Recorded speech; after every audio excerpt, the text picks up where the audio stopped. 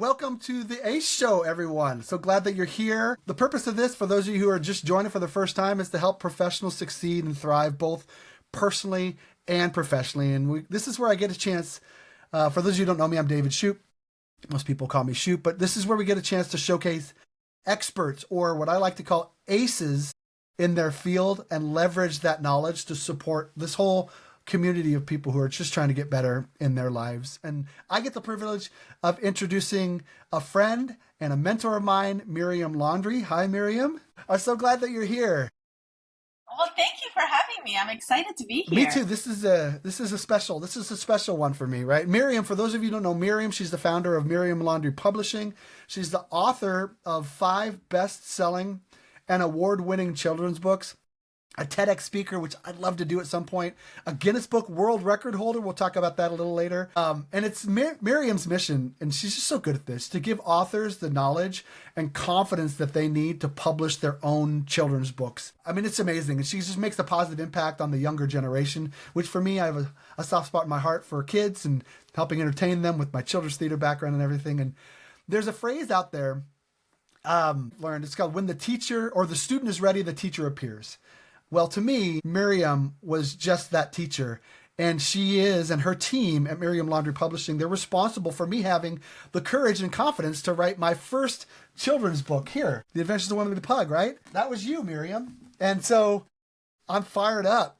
I'm fired up that you're here. Well, that was so much fun. First of all, working with you and seeing your book come to life was really just so much fun. And it's so rewarding to see everything that you're doing after the book, right? The way that you are impacting children and getting out there and just adding your amazing personality everywhere you go. And I mean, who doesn't love Wembley now because of your book? Well, that's great. Yes, Wembley is global now. I just had a friend of mine in Mexico show me the little keychain that I have here. She calls it Lembley. Her Lemley, which is just adorable. You live out in Ontario, right? Canada? Yes. Yes. Near Niagara Falls. I was there several years ago. I love it. One of the things I appreciate about Miriam, just so you all know, is, and you already heard it, you heard it in just what she just said there, is her genuine care for those that she gets a chance to mentor and work with about their success. And like, you know someone's really special when they get so excited about your success. And that's what Miriam is. And fun facts for those of you, she is, again, like I said, a world record holder for the largest online book discussion in a 24-hour period, which I can't wait to talk to you a little bit more about. So be prepared, right? This is a fresh perspective. A lot of times we've had CEOs, we've had founders of companies, we've had authors, we've had digital marketing people, we haven't had publishers, we haven't had someone like you here on the call. So be open for a fresh perspective. Open mind, willingness to take action on some things that I know that she's going to share that can help you. There's a lot of parallels to what Miriam does in the publishing world and helping people thrive successfully as an entrepreneur, as a business owner, that can really be impactful to you. So really think about the ideas and strategies she's going to share that can apply to your own personal brand, your own business, and look for ways to improve it. So Miriam, welcome. Thank you. I'm excited to get going. This is my favorite topic. Well, of course I love publishing, but I love the business side of it also. So yes, I'm excited. So then let's just talk, if you didn't mind just starting out, tell us a little bit about how you got to where you are now with Miriam Laundry Publishing. Okay. It could be a long story. It could be short. I'll ask a lot of questions in the middle. Yeah. I mean, it's hard to start with this because I think I really need to start with my desire to. It started for me right in college. I met my husband. Now we got married very young, and we would sit around, and our dates would be planning our future and what kind of a life we wanted to live. We knew we got married young. We knew we wanted to have a large family. We waited on that, but those years we planned what kind of parents we wanted to be. And I knew at the time I was working at a bank, I was there for 7 years. I knew that when it was time to have children, I didn't want to have a 9 to 5. Mm-hmm. So really the entrepreneur side of me started then. We started investing in real estate. Then when we had children, I stayed home for a couple of years, but my mind was always thinking, what can I do to contribute and be home with the kids? So I had another business before Miriam Laundry Publishing. So that was my desire, the kids, right? Like to be home with them, to have the flexibility. And then that changed for me after I had 4 kids. I lost my niece to suicide. the day after my last son was born, and that everything changed for me. My perspective changed, and then it switched to how can I make a difference in children's lives? Because I didn't want that to happen to another family. I didn't want the loss. I didn't want any of that. So that's when I shifted, and I decided to write a children's book. So I don't know how much more you want to know about and that. Was it this one? Is this the one? It was that one. It looked different because the first version of it looked different. Yes. And then that was picked up by a traditional publisher. We'll talk about that for sure. And so I want to ask, how did taught you to do that then? Who taught you who were your mentors? Like, how did you know that, okay, I want to be a children's book? Like, what made you decide? I know that. Okay. Like, what's the story there? Yes.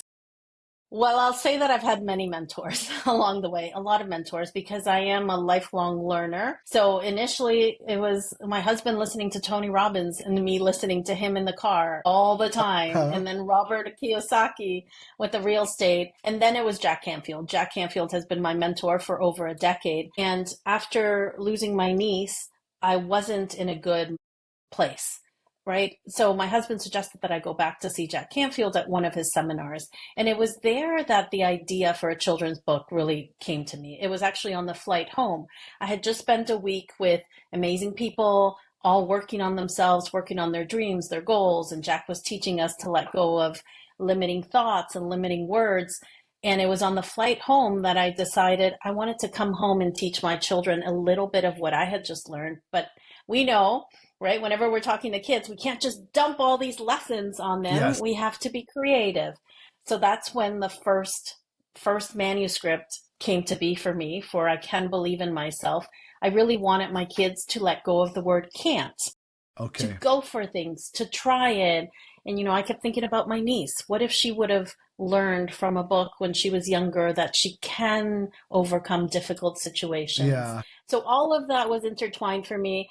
Prior to that, I had never thought of writing. That's really just what woke everything up in me, that I'm going to write this children's book. Well, that's great. I think that reminds me, that idea came. I have this Rolodex of ideas that basically my boys trigger. So this was triggered from a person, right. When it comes, I think a lot of people have those stories in their mind. And if they just they all have a person that they want to impact or some situation like that, gosh, how could I help someone? And so that's, I write this Rolodex of ideas from moments in my child's lives that I'm like, I think that could be a good story, or that could be a good lesson there. Yeah. And that could benefit somebody. I think that's our biggest drive to success, when we think of the impact that it can have. So if it would have just been for me that, okay, I want to write a book and just because I want to be an author, I don't think I would have finished it, to be honest, right? We know that there's hard days. We know that there are times when there's so much information, we're overwhelmed, or when something else takes precedence, something else is more important. But if we focus on that why, I didn't want another family to go through what we went through. I wanted to really impact children.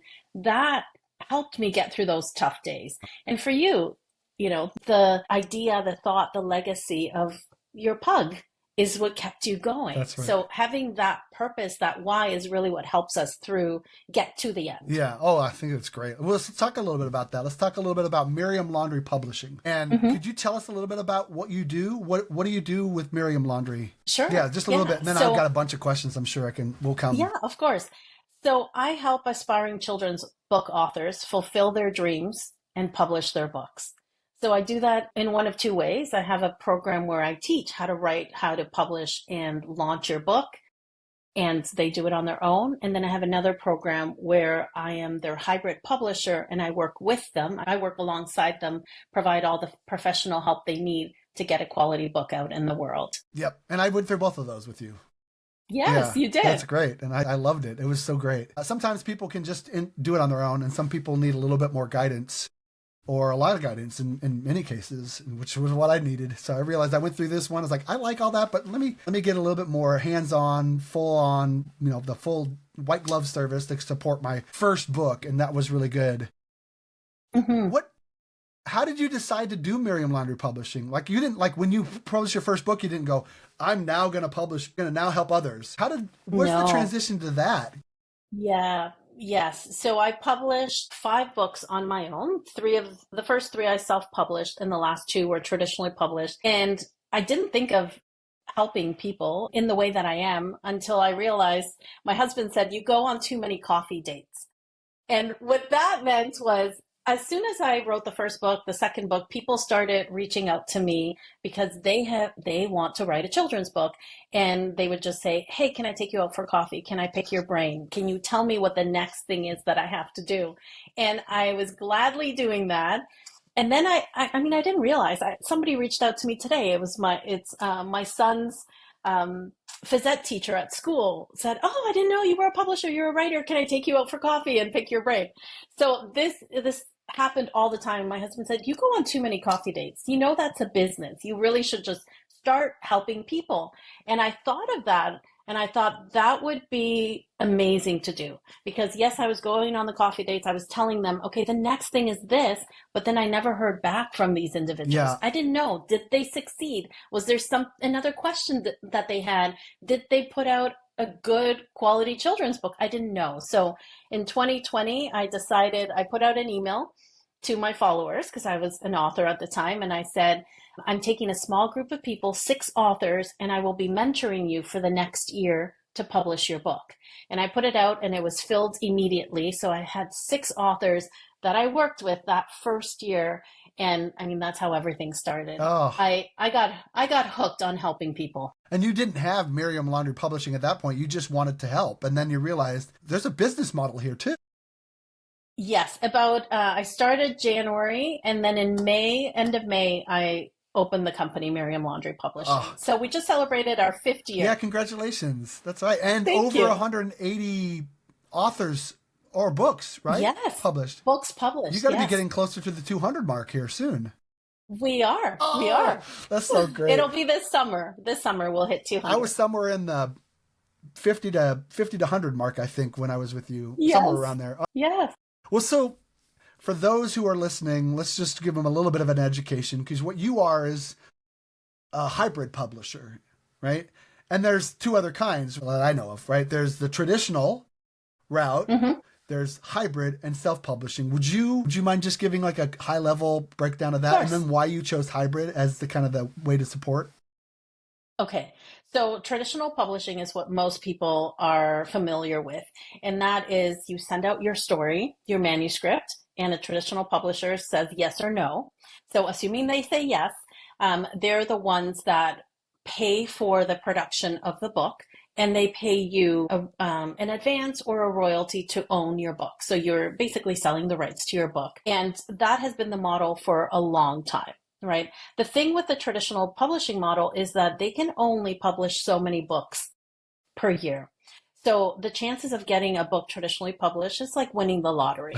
It's like winning the lottery. And we've had many authors, I can think of one specifically, Roberta Wright, who shared with me that she had spent 8 years sending her manuscript to traditional Eight? publishers for them.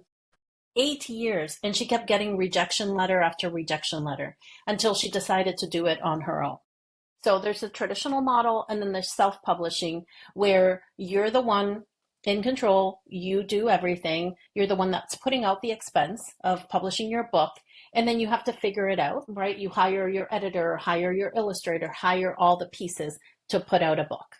And then there's the hybrid model. So I think the hybrid is the nice one in the middle, where you don't have to do everything on your own. You are self-publishing your book, but you're not doing things on your own, because you hire a professional company that's going to provide professional support, professional editing, professional book design, publishing your book, putting it up on Amazon, printing it, and help you launch your book. Yeah. So that's the model I like. I self-published my first three books. I had to figure everything out on my own, and I hired a lot of people. Yeah. Then the books I traditionally published, for me, I make less money on those books than the ones I did on my own. And I also don't like that I don't own the rights to my books, to those ones. Yeah. So when I put together my program, I want to make sure that each author owns the rights to their books. They pay a flat fee, and then there's no extras that they have to get to publish their book. So, I think that's great. For me, that was the best route, especially first, is like, I right. want to learn. I mean, starting anything new, I always learned, like, if I want to start a business, it takes a couple years to get it Yes. up and running and figure it out. And I know I have big dreams. And sometimes when I don't know, it could be, and a lot of people might be similar. I want to do something. I don't know how to do it. So is it really worth it for me to put all the effort in and try and figure it out? You were this great in between. They're like, I want to do it. I don't know how to do it, but you here to help me bridge that gap for the hybrid. And it was so worth the investment to learn all the system, to learn all the ways. How do I find an illustrator? What is the different types of editing that I would need to do, right? Oh gosh, I didn't realize I needed to edit it that many times. Oh gosh, And it was such a great learning experience because the story I originally had totally changed because of someone who knew how to edit it. And so all these little things, contracts, all these elements that I just would have taken so much longer to figure out. And some people, if they weren't as driven as myself, would forget it. They would stop because it's too much. And so, I mean, I love the hybrid. For me, I use the hybrid and learning from you and your team as the launching point for me to be able to start doing my own. And so once I had the skills and all the resources, I was able to do it. Now, the good part is I've leveraged you still in, again, in either way, still to support me. So it's been good. Yeah. David, I love that you did that. So you learned with the first book and then you were able to do it on your own the second time around. And I think that's the key, right? It's learning. What you're doing is you're also paying for speed, right? And you're also paying not to make all the mistakes, because the first time that I self-published my first book, I made so many mistakes. I ended up spending 3 times, 4 times more than really what I should have. So finding a mentor, I think, is key. Yeah, that was the best decision I could have made for me at that time. And so it's been great. And we were just talking about it. I just got my stuff trademarked. And that all is because the confidence that you were able to give me, that coach, the person who knows how to do it. This is how it parallels to everything. It doesn't matter whether it's this or something else you want to learn. Find someone who is doing it. And it's amazing how willing they are to support. And Miriam was just perfect fit. How can someone who's thinking about writing their own children's book, how can they succeed quickly? Is it possible? Because, you make the book and then most people want to sell it. What would you say is there any way to kind of quickly sell their books? Okay, so I think of this like in anything in life, right? Whether it is writing a children's book or it's starting a business or anything new that we want to do, I think the key is 2 things: mentorship and community. And we talked a little bit about mentorship. Why reinvent the wheel? Why go through the process of learning everything, making the mistakes, when you can find a mentor and get there faster? So that would be number 1 for me. And then community is also so important. It's invaluable, right? This is where you find the inspiration to keep going. This is where you find accountability, where you hold each other accountable. And even though you're not asking, did you do that? Did you do that? You're all rising at the same time. It's like Jim Rohn says, you're the average of the 5 people you spend the most time with. So whether it's how do I get a book published fast and how do I sell a lot of books, or how do I start a business, I think it's the same thing. Find a mentor that's going to help you get there faster, and find a community that's also going to elevate you. That's how I was able to do many of the things in my life, from writing that first book to going for the Guinness World Record to starting the publishing company. Yeah. Oh, you're so impressive. So let's talk about the Guinness Book of World Record, though. So I find it really fascinating. And I actually was thinking about this last night. I was like, what could I do? I haven't come up with an answer yet. I was like, is there something I can do to get a world record? Would you mind sharing how that story came about? And then, why? Yeah. Why did you? Yes. So the Guinness World Record came from a goal that I set. So I went back to a Jack Canfield, and I should say Jack Canfield is the author of the Chicken Soup for the Soul books and hundreds of other books. We've both been through trainings with him. He's amazing. Yeah. Yes. So I was sitting at one of his trainings where he got us to write down our big, hairy, audacious goal. And like I said, my first book had just come out, just lost my niece. I really wanted to empower children. That was my drive. So I wrote down that I was going to empower 100,000 children to believe in themselves. And he told us to write a date. I remember writing May 7th of 2024. And he didn't even give us time to like start feeling like, what did I just do? He said, okay, turn to the person on your left and tell them your goal. Turn to another person and tell them your goal. And I just remember, first of all, feeling so scared that I wrote such a big number. And then when I told them my goal, these people didn't laugh at me. And that gave me a little bit of a confidence, like, okay, maybe I can do this. So I left that seminar and I started asking myself, how am I going to do this? Uh-huh. This would take years of school visits for me to reach so many children. I didn't get the answer right away, but after, I asked myself, how am I going to reach 100,000 children? It came to me. I had to do something big. Yeah. So I decided I was going to go for a Guinness World Record. I spent a lot of time investigating what record I could go for. So, and I spent 9 months working on this. So the record that I have is for the largest online book discussion in a 24-hour period. So it means we had 103,000 people participate in 27 different countries. I was signing up people all the time to join us for the record. So they had to read the book, and then they went online and left a quick comment on a blog. And was it your book that they read? Was it my book? Okay, good. Okay. Yes. Wow. And they had to tell us their I can. So children would say things like, I can ride my bike without training wheels. Like schools did this. Yes. So teachers would sit down with the kids. Okay, after we read the book, what's your I can? And they'd put it into the blog. And it was a way for them to go for something new, right? To read the book and to be part of this big thing, which ended up working out, but it was a lot of work, David. Oh my gosh. And so you said it took 9 months of from the moment where 9 you're like, months of preparing. From the moment you said, oh, I think that's what I want to do.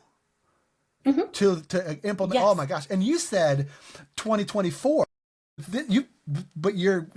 I'm sorry, 2014. 2014. Okay. Yes. All right. So I was like, wow, you accelerated that because it was like in 2017 or 18 or something like that.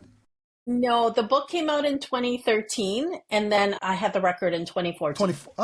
You did it in 2014. So you did it in 2014. Yeah, I was off by a decade. Yes. Talk about the power of just setting an intention, writing it down, and sharing it with people. I mean, that's what you did. It was an idea first. You wrote it down, and then you verbalized it. And then now it's in the world. Now it's there. Someone heard it. It's now yes. Your brain, when you say, I don't know the answer yet. What is the answer? Help me figure it out. Your brain spent, I don't know how long it took, but the wheels started going and it looked for moments to trigger. Like, yes. Can you think of the moment where that idea came? I want to continue what you're saying. I was probably on a flight somewhere because ideas come to me on flights a lot. Okay. I do not turn on movies because I think this is perfect time to think. But to what you're saying is, I remember when it took off. I was at an event and I shared with everybody that this is what I was doing. I chose May 7th because it fell during Mental Health Awareness Week in Canada. It was right in the middle. It was a Wednesday. And I was at another event and I gave everybody the book and I said, please help me share this message, told them what I was doing, why I was doing it. And this man said to me, he lived in Spain, and he said, I have somebody that does something on May 7th. Do you mind if I give them this book? I said, please go ahead and do that. And then all of a sudden this gentleman calls me, and he's from Switzerland. And he asked me why I chose May 7th. I shared that with him. And he said, I started the Winspiration Day. Every May 7th, we empower people to go for their wins, to be inspired and to go for their goals. And he said, I really want to help you with this. I want to help you achieve it. I said, thank you. Amazing. He is high up in a network marketing company, Nikken. So all of a sudden I didn't know of them then. He had the whole company helping me. He had the CEO call me. They also gave me an award. They financially backed me up with the Guinness World Record, and all because I started sharing. Yeah. And then that became their goal to help me get this Guinness World Record on May 7th. Like I said, somebody flew to Toronto and came to Niagara Falls to give me this award and $10,000 because we were together making an impact in the world. So you just never know when an idea comes to you, when you're inspired to do something, follow through with that. And the people, the resources, what you need will come to you. Yeah. You're going to attract that into your life.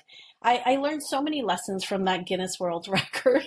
attempt and then making it, it forced me to grow beyond who I was at the time. Mm-hmm. I was a very shy person who wouldn't speak up, but all of a sudden I had to get up in front of many people. I got in front of their at their conference, thousands of people, and shared, and they supported me. That's how we were able to get 27 countries to participate in Wow, the record. that's great. Well, when you have a clear vision and it's expressed with heart and passion, and you have a clear vision, people want to support, and so that doesn't surprise me one bit.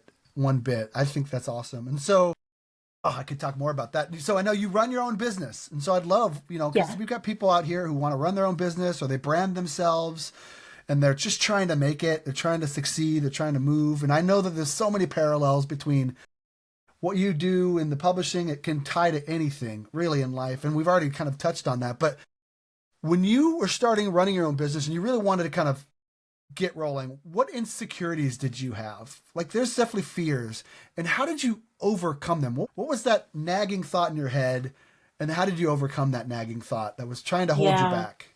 Does that make sense?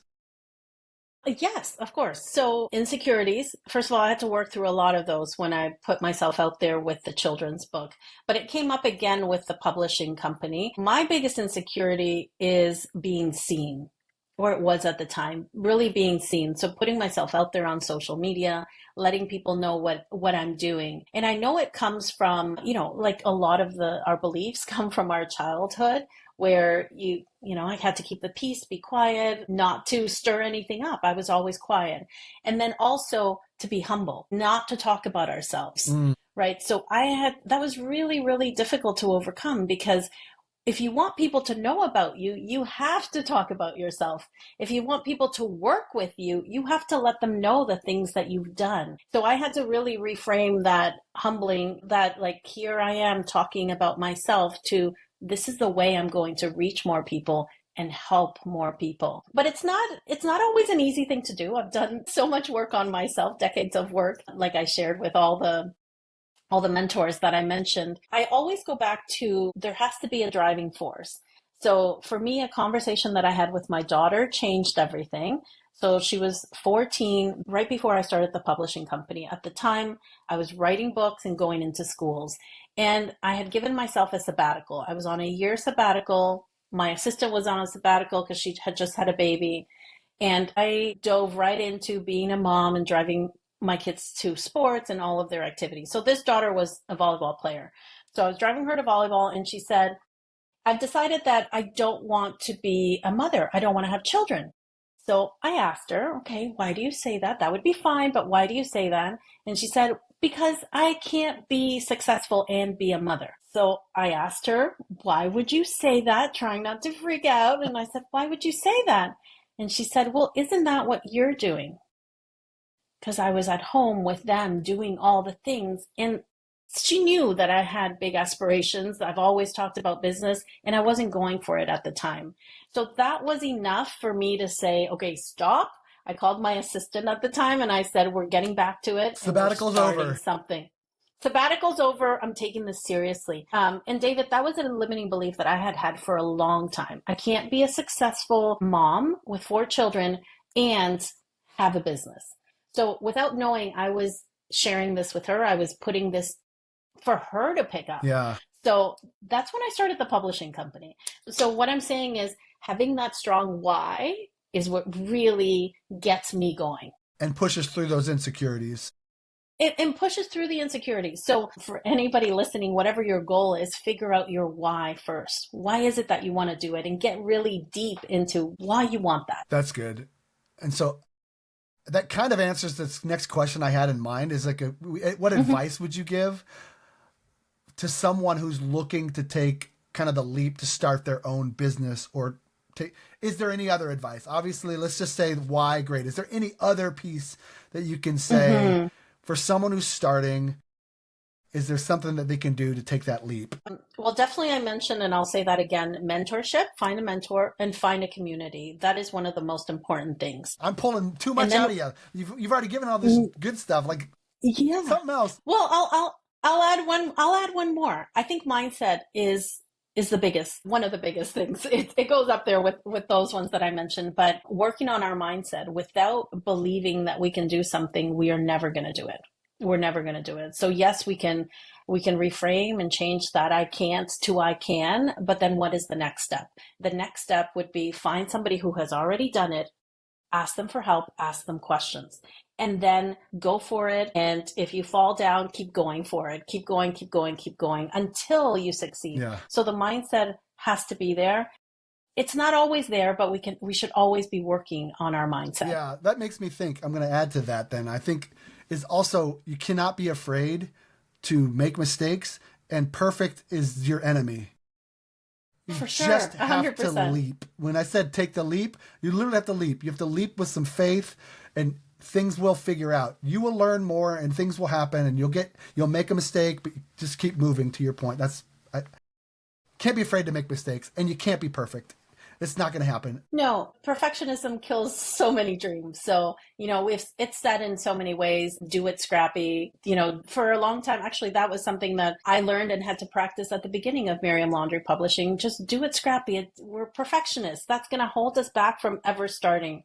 So do it once and then retweak and make it perfect as you move along. Yeah, and you have such a good team. And I feel like, but it's probably taken some time to really kind of build out the roles and doing it scrappy and learning, but you're doing it with the same mission and the same why as a team. I think it's just really great. Let's pivot. So let's talk about the Masterclass, Children's Book Masterclass. I know you hinted at it, but I'd love for you to tell a little bit more about, maybe we could talk a little bit more about that, the Masterclass and the Publishing Mastermind. I can imagine, to your point earlier, we were talking off about LinkedIn and there's a lot of people who are going to be listening to this on LinkedIn as well.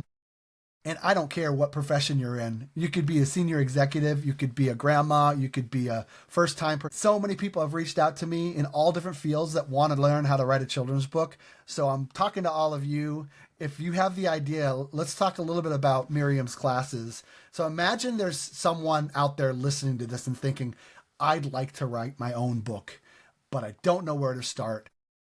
What do you think would be the best? Is it the masterclass? Could you tell a little bit about what that first kind of masterclass is?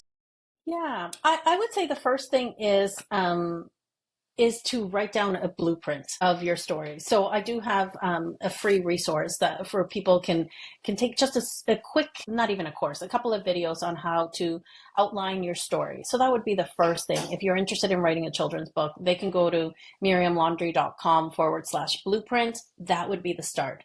Now, once they get that done and they're serious about writing their Children's Book Masterclass is a great program where they learn everything that they need to know to write the book, to publish the book, to market and launch their book. So that's a do it on your own. Everything is there. They are going to have to go ahead and hire some professionals to help them along the way. So that's one class.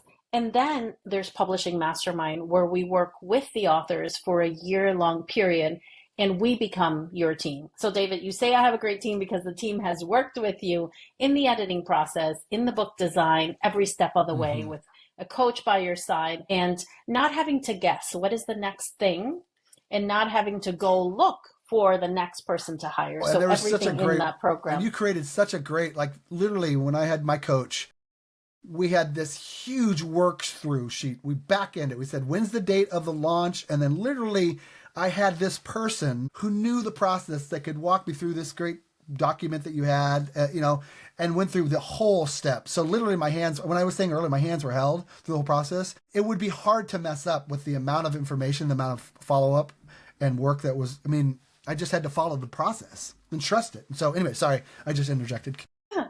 No, thank you. So that's the biggest difference between the two of them. One of them, you learn how to do it, and the other one, we work with you and get your book published. And it's really important to me that whichever way you do it, that you put out a quality children's book, a book that a child is going to want to look at and read again and again, right? We don't want to put out the investment, put all the work, and a child thinks it's a boring book, or it doesn't resonate with them. We don't want that. So we want kids to ask for the book. Read it again, mom or dad or grandparent. Read it again, please. Yes. And side note, we didn't talk about this, but you have a pretty darn good track record of getting people on the Amazon bestseller list. I know that I was number one and so That's pretty cool. You're pretty successful at that, right? Everybody who we've published has become an Amazon bestseller. So some of our authors, bestsellers in the top 100, some of our authors like you, the number one bestseller. So that's something that we strive for. It was so good. Yeah, I mean, I love it. So you can lead a horse to water, but you can't make him drink. But you literally are just you're literally moving it to where my head is right in the water. It would be hard for me not to drink. It's so good. Thank This has you. been so fun. I'm wondering, is there any last thoughts that you have? Any advice you have? Anything that you would like to share before we wrap up? Let's see. Well, I'll start. I'll just say this. Things started for me because I wanted to empower children to believe in themselves. And now through the work that I do, I feel like I empower adults to fulfill their dreams and go for it and to publish a book. And a lot of our authors have had this dream for decades, right? I can think of an author who wanted to write a book for 50 years. Imagine what happens when 50 years later she gets to publish her book, right? The confidence that is built, her belief in herself, and what else can she do now that she's accomplished such a big dream? So that's what drives me. I love seeing the transformation in our authors, and I believe that together now we're empowering millions of children because we can change the world with quality children's books. Yes. I mean, the exponential power of what you're able to do and the amount of people that you've supported. I mean, you've helped so many people that in turn are helping so many families and kids. And so I know you are, but I hope you're so proud of what you've done. I am proud to brag about you and brag about the work you've done and continue to support you as however I can. If you want to connect with Miriam, could you just remind them again, how could they connect with you? For sure. My website is miriamlaundry.com. Laundry, like think of your clean laundry, Laundry, or I'm on Instagram, Miriam Laundry Publishing. I'm there every day. Well, Miriam, thank you so much for doing this. This was a blast. This was just a really fun thing to do. I wrote you down on my list of people that I had to make sure I talked to on this show, and I'm so glad that you said yes. I hope you all picked up some really good things. I'm sure you did, and I hope you all ace your life. We see you in the next call. Thank you, David.